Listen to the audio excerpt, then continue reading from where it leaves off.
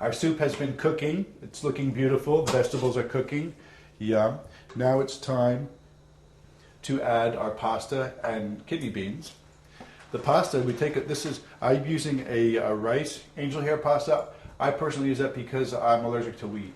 So you are certainly welcome to use any kind of pasta that's right for your diet. I'm just going to take a handful of this, like so. I'm going to break it into about 2-inch pieces. I'm going to do it over the pot so that it breaks in. And this way, the reason I also like the rice pasta, because then it's like making like vegetable rice soup. Okay. Very good. So we got that inside there. And we need to add kidney beans that are drained inside there. Incredibly beautiful colors that we're getting from this.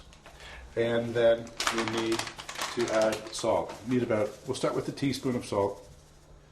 Again, you know my motto, you can never take the salt out, so it's better to start with a little bit and add some more later, because our vegetable stock is already seasoned.